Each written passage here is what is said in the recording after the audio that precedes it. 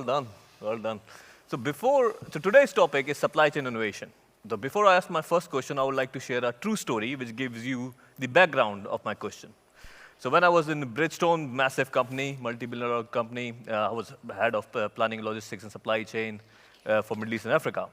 COVID happens. I have a team of logistics people, 4 logistics documentation people. Their job was to coordinate with the shipping companies, the shipping plant, and arrange all the documentation like bill of lading, invoice, et cetera, and give it to our 56 countries distributors we have.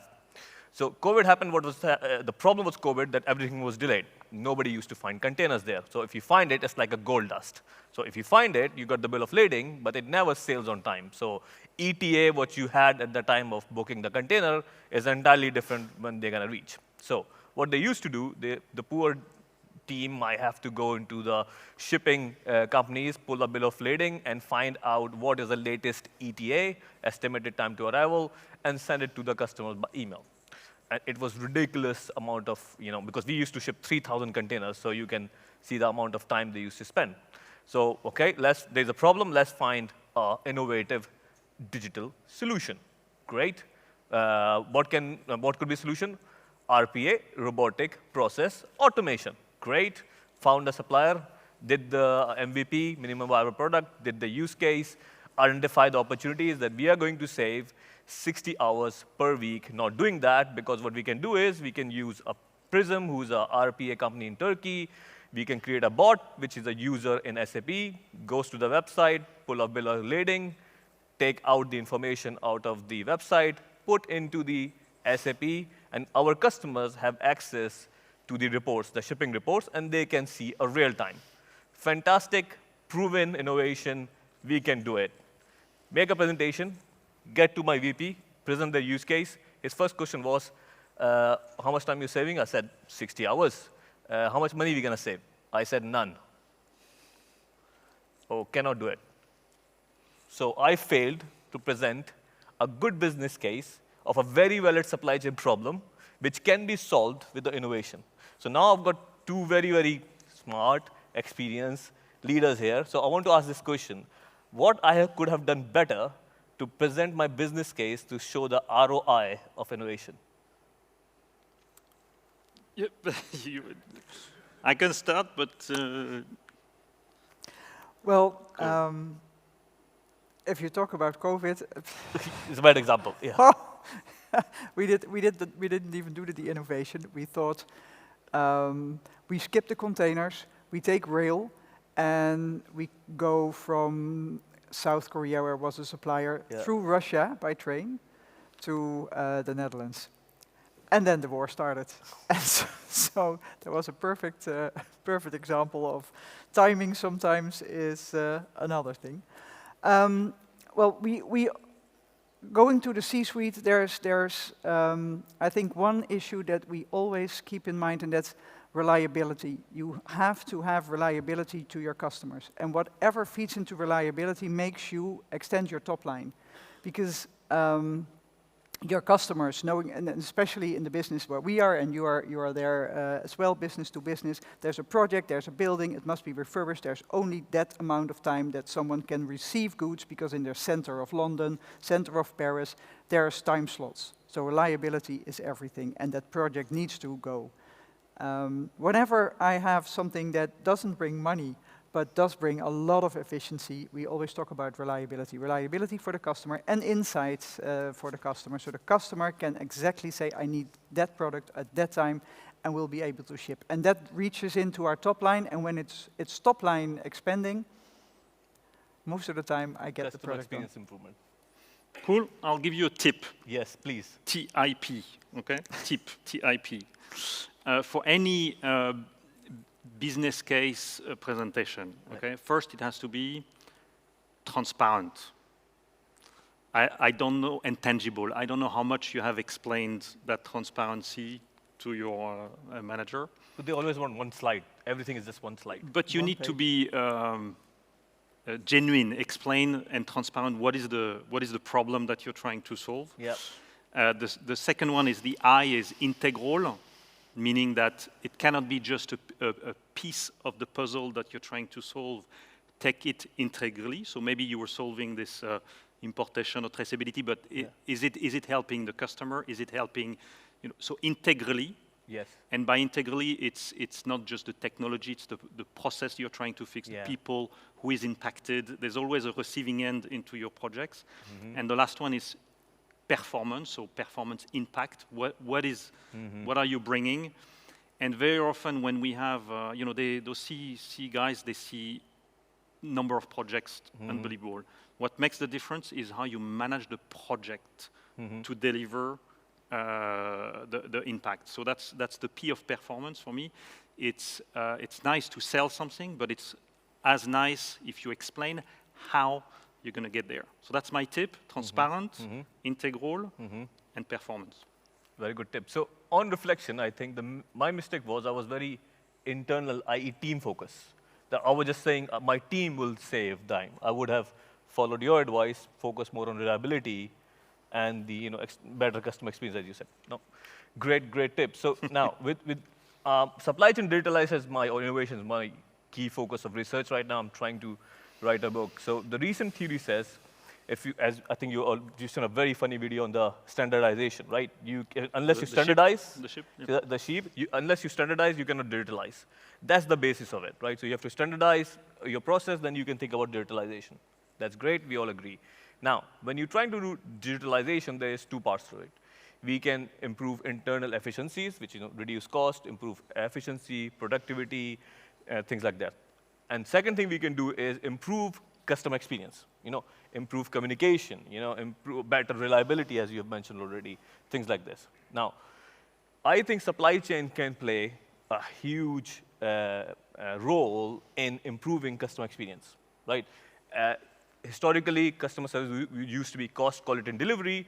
Amazon has changed that. It's cost, quality, delivery, and the speed of doing business, which you explained already in your agile model, right? So I just want to hear your thoughts on this, right? How supply chain can improve customer experience. Okay, maybe I'll start and then you chip in. But for us, it's first of all the number one priority. We listen a lot to the feedback of the customers. There is no way you innovate without knowing what you're going to innovate and what will be the impact that you bring to your customers. So we have an NPS survey, a customer net promoter score survey every quarter.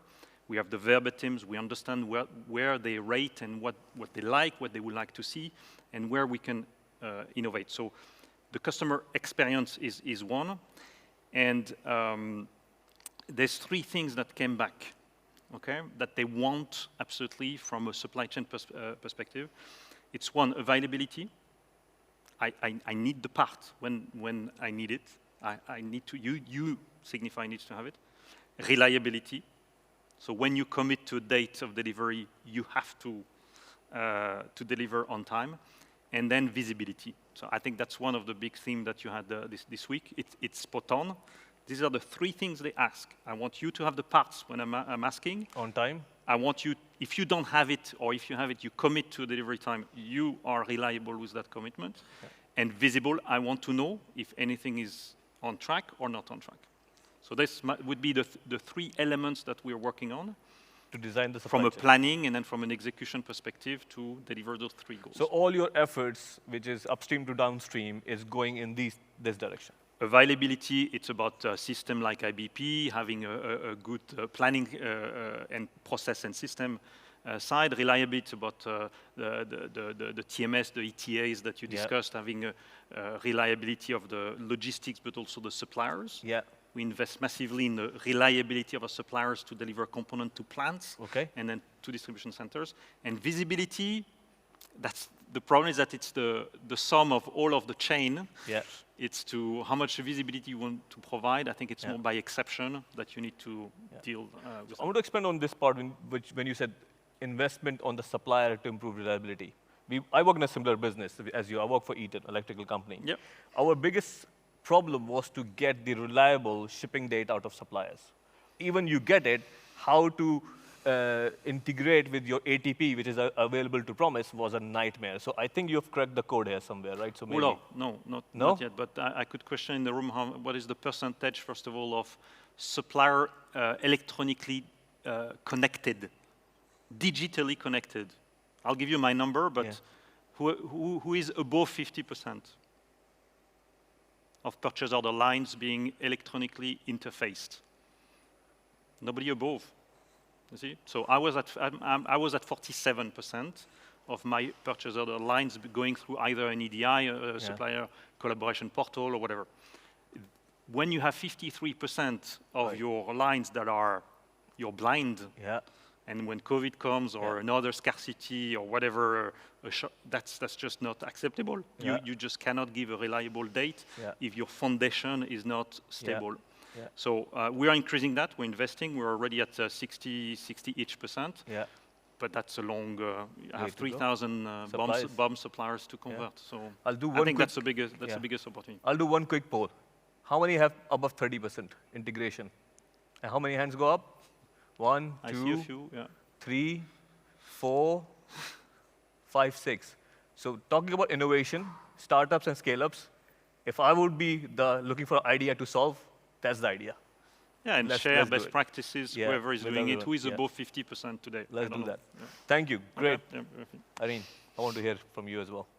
Well, same thing, but I wanted to tap into the visibility.